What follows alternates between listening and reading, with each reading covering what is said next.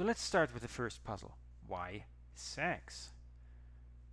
Nearly all living things that have a cell in their, that have a nucleus in their cell, reproduce sexually, at least sometimes. But it's kind of weird because hermaphrodites, so an individual that has both male and female organs, would be more efficient in passing on its genes, right? And it was Darwin who made this quote in 1862, acknowledging that it is not quite, he was not quite sure why we actually reproduce sexually, because it's more efficient to have essentially clones where you pass on your genes directly. If you think about it, men are actually really strange because we wouldn't need them.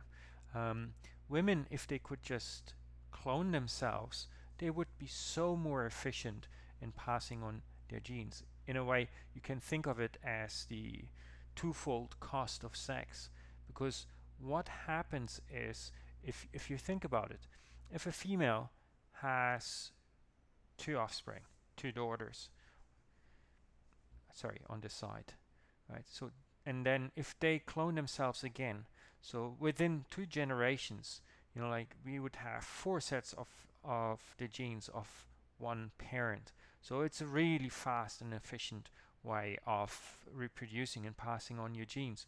On the other hand, males, they don't actually contribute anything except their sperm. And so a female, if she mates with a male, first of all, her genes get mixed with that of her partner. So only half of the genes get passed on.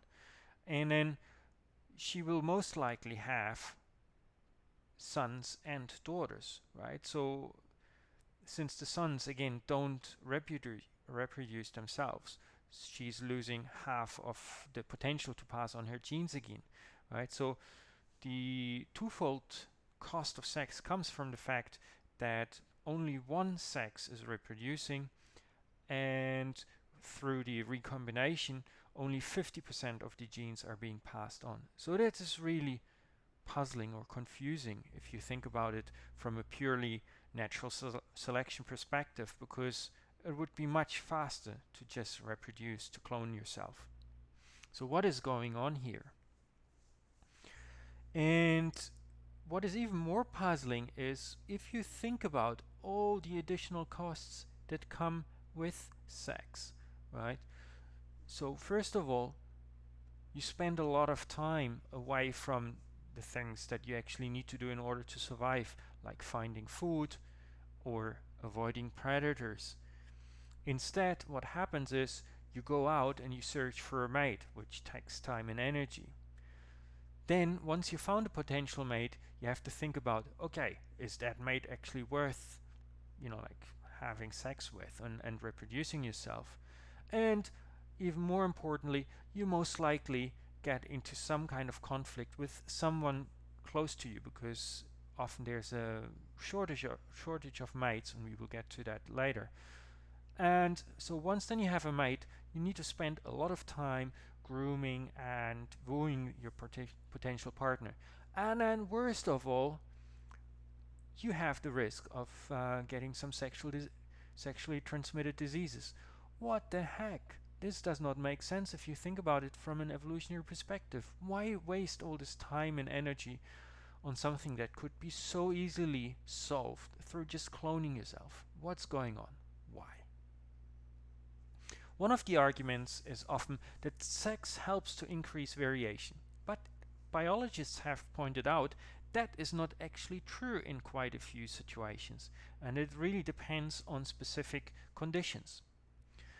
If you remember Mendels' work of recombinations, then if you look, for example, at this site here, if you had, for example, an advantageous allele combination here, just through mathematical recombination, you would not actually always have the best combination. So if this combination here, round and yellow, is actually the winning combination, and you happen to mate with somebody who is wrinkly and green, your immediate offspring probably would be yellow. But then in the second generation, just by the fact that there's a mathematical way of recombining all these alleles, you will have quite a few of your second generation offspring that will not be showing the desired profile, right? So you will have, through recombination, you will lose some very advantageous combinations. Furthermore, there's a so-called recombination load. So assume, for example, we have two alleles and the combination capital A, capital B, and lower capital A, B are well adapted, right? But again, if you think about it, if you now recombine two parents, and one is the A, B capital letter combination, so really well adapted. The other one is the lower case A, B combination, also really well adapted. But now the offspring, on average, is less well adapted, because now through recombination you will get the lowercase a, uppercase B, and uppercase a, lowercase b combinations. So again, through recombination load, you will get situations where it doesn't really make sense to prefer sex over asexual reproduction. And then there are those really curious cases, like hermaphrodites. So some of the aphids, these nasty little buggers there, or even yeast. Hooray, yeast, bless your beer. Your beer is produced in weird asexual ways. These species can switch to sexual reproduction under stress. So for example, aphids, it's a really curious case because they reproduce in spring and summer when the conditions are really good, so very fast reproduction, and then they switch, and there's some really fascinating studies on this. As soon as the days get longer, so you have less light, so they have photoreceptors, and it gets colder, so cold actually can override the photoreceptors, and there's less food available and more predators. All of a sudden they switch to sexual production. Why? If sexual production is so costly with so many risks, why on earth would you switch to sexual reproduction once conditions get tough, so under stress? It does not make sense, does it? And here some people have argued sex is like playing the lottery, but you get lots of different numbers, and this is different from playing a lottery where you just clone one number again and again. By the way, if you wonder what this is called Jogo de Bicho. It's an illegal lottery, the animal game here in South America, where each animal has a number, and then through number combinations you have essentially a lottery system, and so you play animals and their combinations, and so you're better off having lots of a small number of tickets, but every ticket has essentially a different animal on it, rather than having lots of tickets with just one number and one animal. Because if the conditions change, then your chances are higher to survive as a species if you have lots of different numbers rather than just having one number, even though you have lots of tickets, so lots of animals with the same number. So that is a potential entry point. And what really seems to be driving all of this is a number of different mechanisms. So the first one has been called the Red Queen hypothesis from Through the Looking Glass, where the Red Queen basically just keeps running just to keep in the same place. And the idea here is that animals often live in an environment where the where there's competition, in particular with parasites. And so what happens is you have a species that is relatively well adapted, and so now parasites are trying to take advantage of this particular species in that environment, and so you have an arms race between the host species now trying to develop some kind of mechanism to ward off these parasites, and the parasites basically trying to outsmart the host in order to stay ahead of their kind of defense mechanisms. So you have this kind of genetic arms race where the host tries to outdo the parasite and the parasite tries to outdo the host in order to live off them. And so the argument here is through sex, because these parasites are often most or best adapted to genetic variants that are very common, what they will now try and do, the hosts, is through recombination, sexual reproduction, they will break up common gene combinations, and rarer gene combinations now appear, and they have a chance to reproduce because the parasite does not quite has not been adapted yet to that rare combination. So you have what is sometimes called negative frequency dependent selection, where rarer variations have an advantage because parasites have not adapted to them yet. This is a really interesting idea. This is one of the most popular ideas to explain the emergence of sex as a way of reproduction. And this has been also, it's such a fascinating idea. It makes sense. It's one of those standard evolutionary principles, but it's also often quite difficult to demonstrate. And here I'm going to talk about some studies that have tried to test the idea. And they used this beautiful little cute cuddly animal called Potamopergus antipodarum, or New Zealand what is it? Snail. It's a snail, isn't it? Well, anyway, so it's a New Zealand mud snail. It lives in lots of lakes. Actually, it has been really well adapted and has become an invasive species in a number of places around the world. And what a group of researchers around Jokela and Lively and others have tried to do is they have tried to take advantage of a weird variation of this mud snail in New Zealand, because it can reproduce both asexually through clones and sexually. And so what they looked at is how these different variations of the same species compare, or how well they do in different lakes, depending on the presence of parasites. So there's a specific parasite, Microphallus, which actually attacks the snails and eats their little gonads, so their sex glands, making them sterile. So the question now is, how do these little snails reproduce in the presence of these parasites? And what they found in a number of studies is that clones, so asexual reproduction, you have different combinations of genes in these clones, and the more common clone is rapidly attacked by these parasites and so diminishes over time.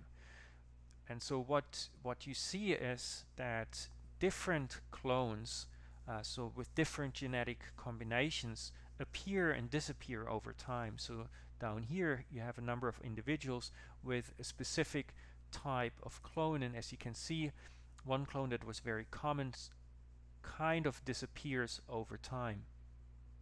And so you have these waves of common clones, and you have lots of animals from specific clones if there's relatively low parasite pressure. On the other hand, if there's high parasite pressure, you have these smaller number of clones that come and go in waves. And what you can see as well here is if you have low parasite pressure, as you can see here, the relative frequency of the sexual reproduction is reduced because under low parasite pressure, it's actually much more advantageous to just clone yourself. But the clones still change because you have some kind of parasites. Whereas in high parasite lakes, sexuals actually are much more common, and clones are much less common. So this seems to suggest, or seems to support, this kind of idea that parasites and common hosts kind of are in this kind of genetic arms race. And here's another picture, again showing the prevalence of the parasites and the percentage of males. Remember again, if you have clones, it's typically females that reproduce themselves, or it is females that reproduce themselves. So what you can see here is that the prevalence of the parasite and the prevalence of males, so basically the sexual reproduction, kind of go up and down in waves, in opposing waves over time. So this seems to support the idea of the Red Queen hypothesis. A second hypothesis that has been put forward has to do with mutations.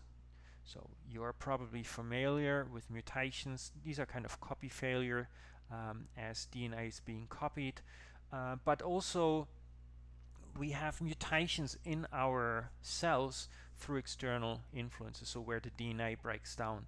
This could be caused by UV radiation, smoking, any kind of external influence.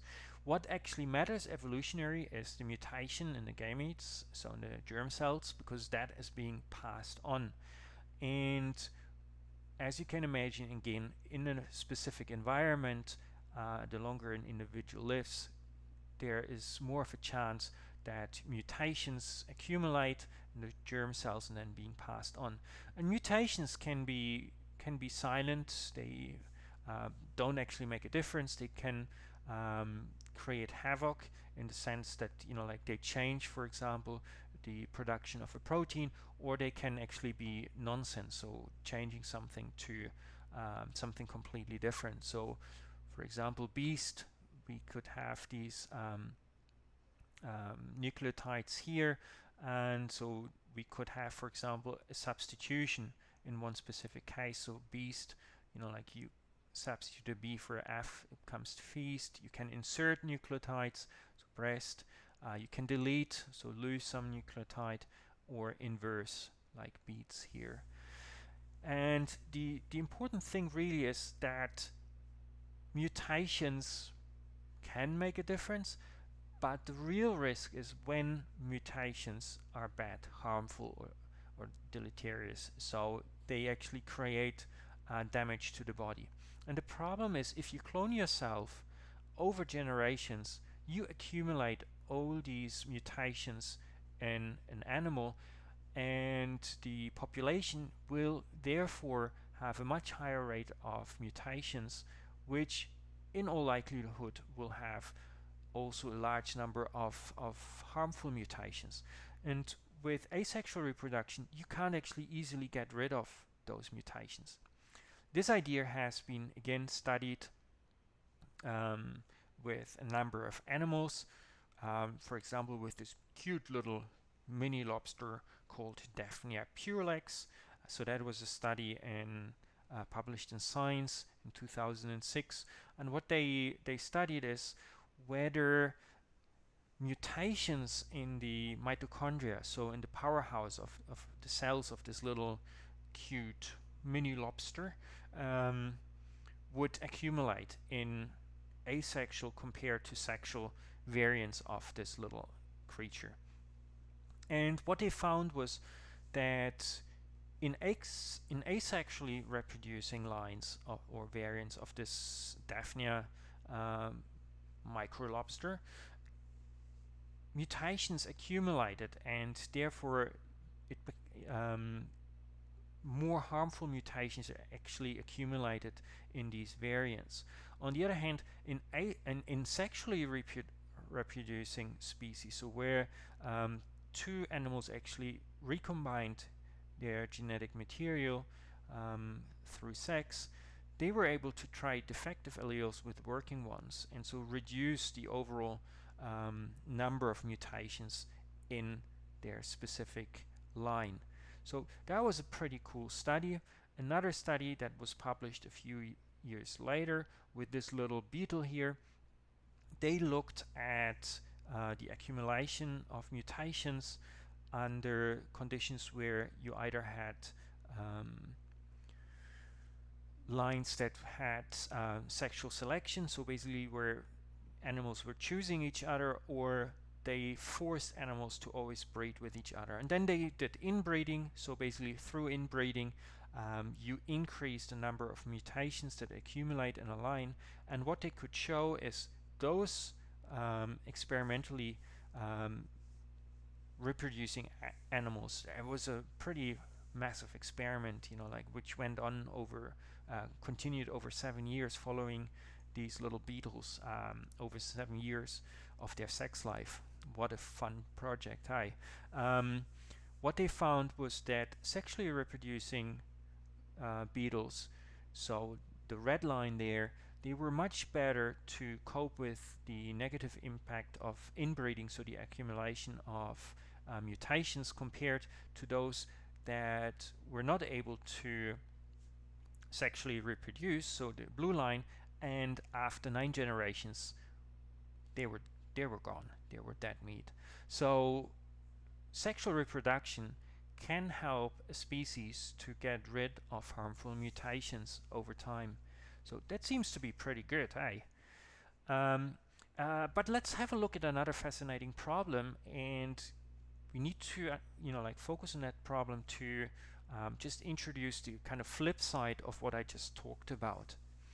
So the fascinating problem is something called genetic drift. So think about, genetic drift is basically the idea that changes happen in our genes due to random sampling. So what can happen with genetic drift, just because there's random sampling in typically small populations. So sampling, what I mean by that is people randomly breeding with each other, or people and individuals within a species randomly breeding with each other, and then if you have a small population, what can happen is you can have these kind of random drifts of genetic mutations that can get lost quite quickly without actually having any natural selection going on. So for example, if you imagine you have these beets here, so you have 100 beets, 50 of them are green, the other 50 are white, and now you randomly pick out, let's say, 10 out of these 100, and always make a copy of that one, and then this is essentially the equivalent of having sex and reproducing, basically. So what happens is you have 100 beads, half of them are one color, the other half are another color, and you draw, let's say, 10 out of them. And just by chance, out of the 100, it happens that you draw 6 white ones and 4 green ones. So as you can see, the ratio is not quite equal. And now you multiply them again, and you end up with 60 white ones, 40 green ones. And so in the next generation, so there's a slightly higher chance now for you to draw a white one compared to a green one. So assume you randomly draw again 10, so you draw 10, and just by chance you happen to draw 8 white ones, 2 green ones. What you do now is you multiply them again, so you end up with 80 beans that are white, or marbles that are white, and 40 that are green. And so again, now you have a much higher chance, if you again draw 10, to end up with white marbles compared to green marbles. And as it happens, the 5th time you do this kind of draw, you end up with just 10 white ones and no green one. So there's nothing here that has happened in terms of natural selection. It's just random chance that we end up with 10 white ones. And over essentially 5 generations, this green allele green marble has been gone from this population. On the other hand, so we lose the green allele and everyone now has the white allele. So this is something that is very common in small populations in particular.